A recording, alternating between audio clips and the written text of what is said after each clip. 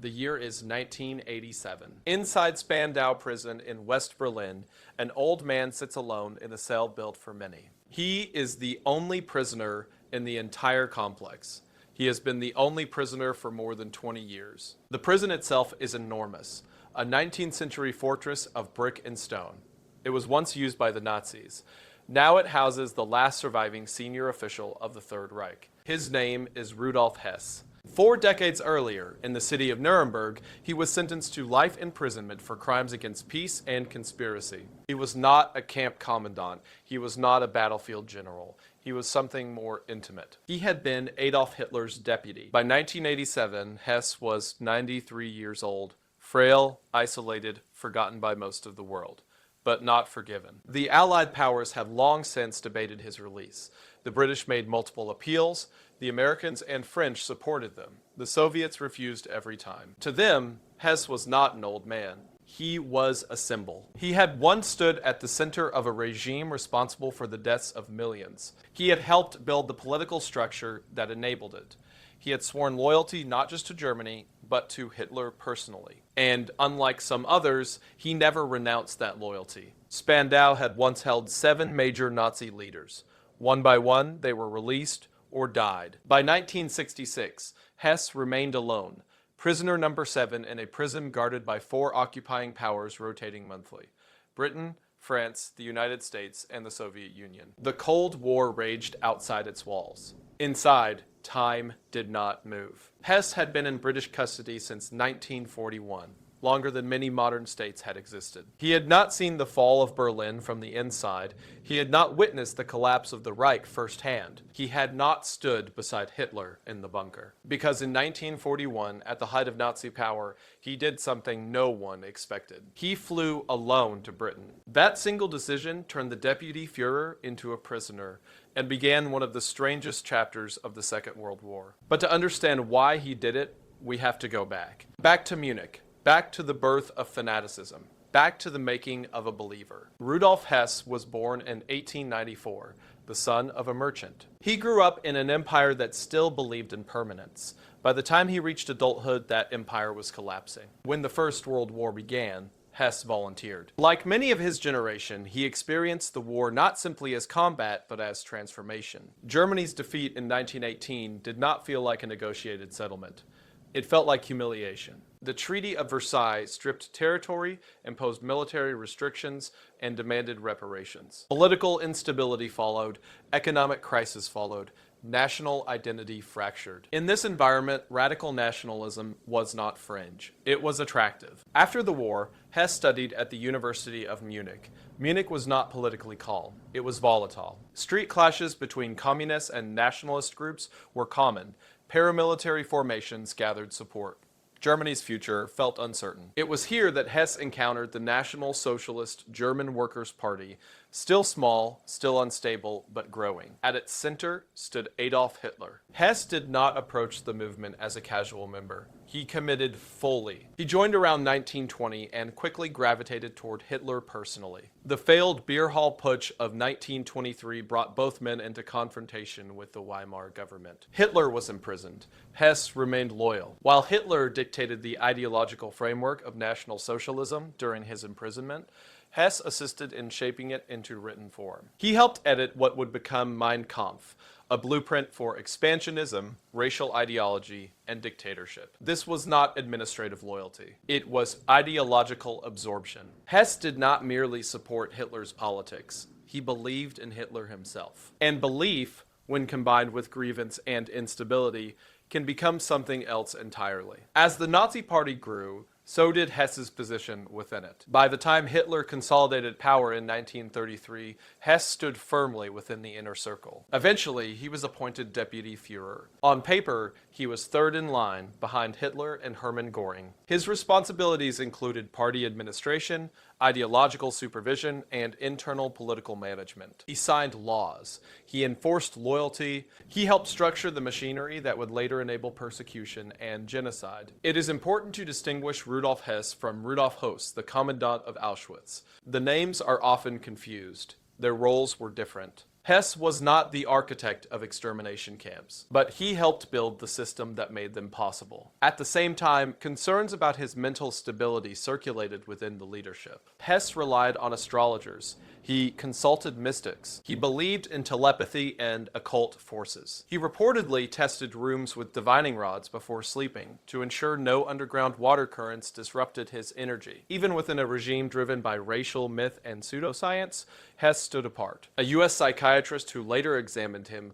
described him as a schizoid personality, someone hovering between functionality and delusion. Hermann Göring acknowledged that Hess had long seemed off balance. Hitler tolerated it, not because he agreed with it, but because Hess was loyal. Hitler valued loyalty above competence, above reason, above stability. And Hess embodied that loyalty without hesitation. But as the regime militarized and war approached, administrative mysticism became less useful than strategic precision. Other figures, more pragmatic, more ruthless in execution, began to dominate decision-making. By the outbreak of the Second World War, Hess's influence was no longer expanding, it was narrowing. For a man whose identity was fused to proximity with Hitler, marginalization was not merely professional, it was existential. And in 1941, he would act. By 1941, Germany stood at the height of its power. Poland had fallen.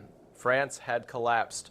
The Balkans were subdued. Western Europe was largely under occupation. Britain had survived the Battle of Britain, but it stood isolated, battered, blockaded, and alone. Inside the Nazi hierarchy, however, Rudolf Hess was no longer central. He retained his title, he retained formal rank. But real strategic authority had shifted. Military planners, industrial organizers, and political tacticians drove the war effort. Hess, the loyalist, the ideologue, found himself increasingly sidelined. At the same time, Germany prepared for something far more ambitious: Operation Barbarossa, the invasion of the Soviet Union. A war on two fronts had destroyed Germany once before. Hess understood this. Whether he knew the precise details of Barbarossa is unclear, but he almost certainly knew the direction. Germany would soon confront the largest land mass on Earth, while Britain remained unconquered. He began to believe that peace with Britain was possible, even necessary. More dangerously, he appears to have convinced himself that Hitler ultimately desired that peace as well. There is no credible evidence that Hitler authorized what followed. In fact, the historical record strongly suggests the opposite.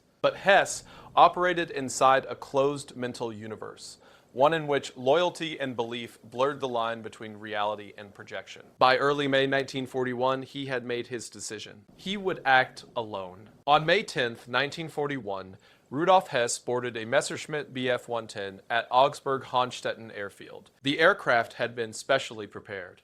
He took off in the late afternoon. His destination: Britain. The risk was extraordinary. At that moment in the war, Britain was the only major power still openly fighting Nazi Germany in Western Europe. Any German aircraft entering British airspace was considered hostile and subject to immediate destruction. If detected, Hess would likely be shot down. He flew low, attempting to avoid radar detection. British radar eventually tracked the aircraft. Royal Air Force fighters were scrambled to intercept. As they closed in, Hess abandoned the plane and parachuted down over Scotland. The aircraft crashed roughly 12 miles from the estate of the Duke of Hamilton, a man Hess believed might serve as a channel for negotiation. He landed on farmland. He was not welcomed as a diplomat. He was arrested as an enemy official. During interrogation, Hess repeatedly insisted that he had come on a mission of peace. He claimed he wished to end the bloodshed between Germany and Britain. He spoke of children's coffins, English and German, and framed his mission as an attempt to prevent further catastrophe. Whether this language reflected genuine belief or calculated rhetoric remains debated. What is clear is that British authorities did not treat him as a legitimate envoy. They treated him as a prisoner. When news reached Berlin, Hitler was stunned. Within hours, the regime publicly declared that Hess had acted without authorization and was suffering from mental instability. Hitler distanced himself completely. Any suggestion that the flight represented official policy was denied. For Hess, this was the moment of collapse. He had imagined himself performing a decisive act, perhaps even a historic intervention. Instead, he had made himself expendable. Strategically, the mission made little sense. In May 1941, Germany was preparing to invade the Soviet Union. The United States had not yet formally entered the war. Britain, though resilient, lacked the immediate capacity to invade continental Europe. From Hitler's perspective, peace negotiations were unnecessary. From Hess's perspective, however, he had been attempting to solve a problem before it became fatal. But in acting alone, he had crossed a line no loyalist was meant to cross. He was now isolated, not only from Britain, but from the regime he had served with absolute devotion. The Deputy Führer had become a prisoner of war, and he would never return. Rudolf Hess expected negotiations. Instead, he faced interrogation. British authorities questioned him extensively. He repeated his claim he had come to secure peace between Germany and Britain. He insisted that continued war would only produce endless lines of coffins, English and German alike. He framed himself not as a defector, but as a visionary. But in London, there was no appetite for symbolic gestures. The British government had survived the Blitz. It had endured isolation. Accepting an unofficial peace mission from Hitler's deputy in the middle of war was not diplomacy. It was political absurdity. Lord Chancellor John Simon met Hess in June 1941. The result was unequivocal. No access to King George VI. No negotiation, no secret channel. Hess had risked everything for nothing. Psychological evaluation soon followed. British doctors examined him closely. One psychiatrist described him as a schizoid psychopath. Others noted paranoia, instability, and a deep detachment from political reality. Days after being formally rebuffed, Hess attempted suicide. In the early hours of the morning, he demanded to see Dr. Henry Dix. Then he rushed toward a staircase and threw himself over the banister. He broke his leg but survived. Dix later described him not as menacing, but as insecure and damaged. He suggested that if Hess had not been such an important prisoner of state, he might have been treated as a psychiatric patient rather than a political captive. But Hess was not an ordinary detainee. He was the Deputy Führer. As the war expanded, as Operation Barbarossa began, as the United States entered the conflict, as Stalingrad and Normandy reshaped Europe, Hess remained in British custody, physically removed from the collapse of the regime he had helped build. He would not witness Berlin's destruction. He would not see Hitler's bunker. He would not stand trial with the others until the war was over. But that moment was coming. In 1945, Nazi Germany collapsed. Its leadership was dead, captured, or in hiding. The Allies prepared something unprecedented, an international tribunal to prosecute crimes against peace, war crimes, and crimes against humanity. Rudolf Hess was returned to Germany. In 1946, he stood trial in Nuremberg alongside other senior Nazi officials. The courtroom atmosphere was tense, historic, deliberate. For the first time, leaders of a defeated state were being judged not merely as political adversaries, but as criminals under international law. Hess did not present himself as a broken man. At times, he claimed memory loss. At other times, he spoke clearly and defiantly. When allowed to address the court, he expressed no remorse. He declared that he had acted out of duty to his people. He affirmed his loyalty to Hitler. He stated that, if given the opportunity, he would do it all again, even knowing it would lead to his death. There was no apology, no acknowledgement of responsibility, no distancing from the regime's crimes. It is important to note that Hess was not charged for direct involvement in the Holocaust. His flight to Britain had removed him from the inner circle before the full implementation of the final solution. But he was convicted of crimes against peace and conspiracy, of helping construct the machinery that made aggression and persecution possible. The tribunal sentenced him to life imprisonment. For many, execution would have been simpler. Instead, Hess was sent to Spandau prison in Berlin. There, his punishment would not be swift. It would be slow, and it would last longer than the regime he had sworn to serve. Spandau prison was built in 1876. By the time Rudolf Hess arrived, it stood inside a divided Berlin, a city carved into sectors controlled by Britain, France, the United States, and the Soviet Union. The prison itself would be jointly administered by all four powers. Each rotated control monthly. 7 major Nazi officials were initially confined there. Hess was prisoner number 7. In Spandau, inmates were not addressed by name. They were referred to only by number. It was a deliberate stripping of identity, a form of dehumanization not unlike the system the Nazis themselves had imposed on concentration camp prisoners. Rules were strict. Prisoners could be punished with bread and water rations. Reading materials could be compensated. Minor infractions carried consequences. In 1955, when Hess failed to properly greet a Soviet guard, he lost his reading privileges for 10 days. The symbolism was unavoidable. The man who once stood at the center of power now obeyed routine commands from rotating wardens of former enemy nations. Over time, the others left. Some were released, some died. By 1966, Hess was the only prisoner remaining in Spandau. The entire complex, its guards, its procedures, its maintenance, existed for one elderly man. Appeals for his release began to surface in the 1970s. The British made repeated requests. The Americans and French supported them. The argument was humanitarian. Hess was aging, frail, no longer politically relevant. The Soviets refused. To them, Hess represented something larger than an old man. He symbolized the devastation inflicted on the Soviet Union. Millions dead, cities destroyed, territory ravaged. Releasing him, they argued, would be an insult to those who had suffered. And so he remained. As decades passed, conditions eased slightly. He was allowed supervised walks in the prison garden. 2 cooks prepared meals. Television restrictions were inconsistently enforced. Some guards began using his name instead of his number. Outside the walls, Germany transformed. The Berlin Wall rose and stood.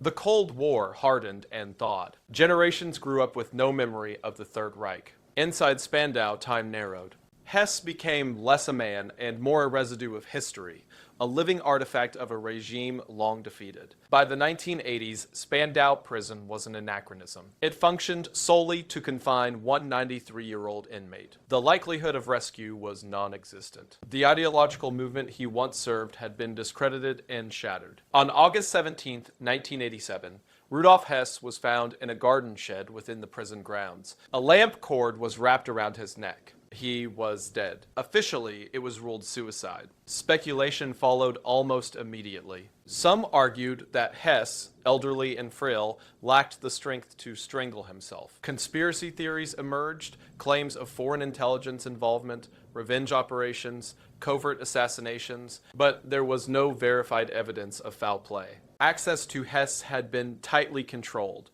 Guards' movements were documented. The simplest explanation remained the most plausible. After 46 years of imprisonment, much of it in isolation, Hess ended his life. His death did not close the story. Spandau prison was demolished soon afterward. The Allies feared it could become a pilgrimage site for neo-Nazis. The physical structure was erased. A commercial complex would later occupy the site. Hess's grave in Bavaria had already drawn extremist visitors for years. In 2011, his remains were exhumed, cremated, and his ashes scattered at sea to prevent it from becoming a shrine. The effort was deliberate, not just to confine the man, but to prevent the myth. Rudolf Hess had once believed he was helping shape a 1,000-year Reich. In the end, even his grave was removed. The last Nazi was no more. Rudolf Hess died believing he had done his duty. He never renounced Hitler. He never rejected National Socialism. He never expressed remorse for the system he helped construct. History, however,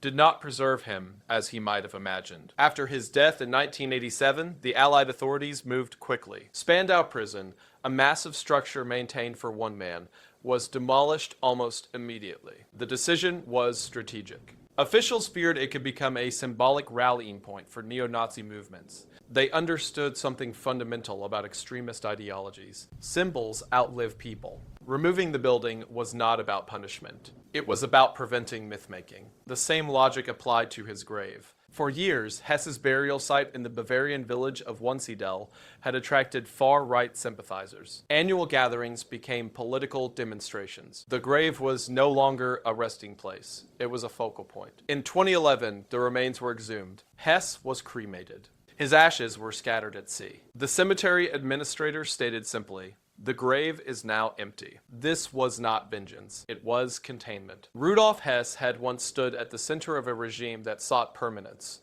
a 1,000-year Reich. Yet his own physical legacy was dismantled piece by piece. The prison destroyed, the grave erased, the site replaced with ordinary commercial space. No monument, no shrine, no relic. His life illustrates something uncomfortable. Fanaticism does not always end in dramatic confrontation. Sometimes it ends in irrelevance, in isolation, in gradual removal from memory. Hess believed loyalty would secure his place in history. It did, but not as he intended.